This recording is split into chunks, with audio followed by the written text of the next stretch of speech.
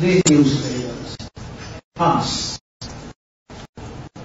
We don't always them, but I cannot to the convenient extent that our place in the hierarchy of media is concerned, even in our mind.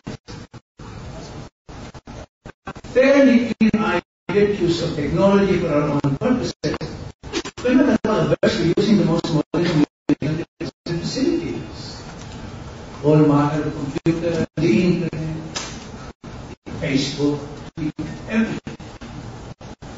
We seem not to be exorbitant enforcement in our territories, thanks to the technology and other media. We don't seem to notice one thing, that more and more readers are taking to the screen and fewer to paper. Not to mention that there's less and less pulp available for producing. Now the numbers tell the same. Television, favored by technology, is unable somehow to adapt to the new consumer habits it has created, has cornered 77 to 78% of the advertising money. And radio, suitable especially to an increasingly mobile society, as well as to the agricultural and others, has bounced back to 70 to 80%. Now, that leaves a mere 5% for the print media, not just the newspaper, to fight over. Now, true, that 5% has held for some time and still constitutes a fair amount of business in peso terms. But the writing is on the wall. It's all a matter of time. In any case, we continue foolhardily to cling on to the hope that the numbers could reverse themselves, even as cold reason demonstrates that any changes in prospects are not likely to favor us. Perhaps not even television or radio, the online media. Now, few businesses in cyberspace, so definitely not activities, not in our past, that's all media businesses, are actually making money. Although where money is made, it's apparently made big.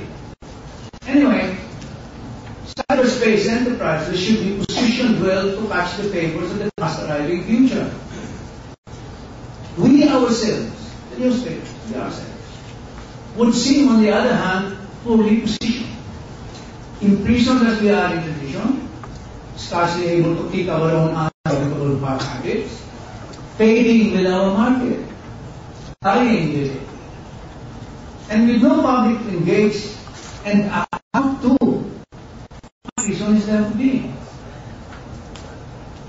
What reason is there indeed for all this? Us here, coming together to deal with an issue being rendered irrelevant by our own doing. In fact, it can be made timely and relevant if only we become clear-eyed and open-minded enough to be changed. With all the weaponry and wisdom we should have collected through our long and useful years, can we not have our own competitive advantage today or at any other time? Never will news become an irrelevant product. Never. Journalism an irrelevant skill. Print may fade, but not in the professional sense, newspaper. Indeed, to switch media or not has become an issue for us. It seems to me. It has been decided by arrangement beyond our control. To not switch, to perish in time. The debate has been ultimately narrowed and confined to when, not if, that time will come. Now, the anxiety attacking us is perfectly legitimate. The market has taken sexy and efficient communication devices, while trees, pulp, and paper, in that consequential order, are vanishing. But why is the time-tested, indeed timeless idea of newspaper vanish as well? However one gets one news, whether by reading, or by listening, or by watching, is after all a mere matter of medium. and having been at a trip longer than any other news medium, our medium should have an essential advantage and therefore simply cannot be counted out in the paperless competition. We only need to switch. A number of us, in fact, have positioned themselves with separate editions online.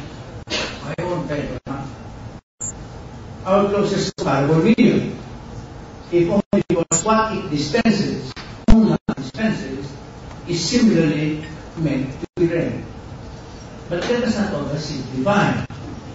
Switching media is akin to removal only in loosest sense. It entails a far greater expense and effort than packing and moving. Its prospects of sustainability should have been determined. As happens, that kind of determination can only be approximated. Cyberspace is one boundless marketplace, one that has only begun to be explored, although in its mysteries may precisely lie its allure. It has been sucking in all manner of enterprises as if to be caught out constitutes a sentence of doom, which is of course an exaggeration except for the truly courageous and the truly covetous. Anyway, while news online is generally considered to be the emergent launch of a successful news on paper, the product and the consuming public to engage, the same public to account to, remain the same in the succeeding arrangement. All the same. But something all we say about accountability, media accountability. Because the misunderstanding is given that this may have been created by our pairing of that first media accountability with public engagement. Accountability is not something the public needs yet to demand of the media. The public doesn't have to demand it. It's a sense of fundamental to our profession. It requires no poking in order to make it work. It's a self-working initiative. Accountability is a self-working initiative that operates on the burden of responsibility that every journalist bears with every he sets down. It's a sort of compass that sets him right by his own professional duty to publicize the truth in the public interest with fairness. Accountability, in other words, has neither but all to do with public engagement. The former is professional sense, the latter is market sense. Now, as with the sense of propriety, itself a close cousin to sense of accountability, those who possess it likely don't need to be reminded. And those who don't possess it likely don't care to be reminded. Thank you.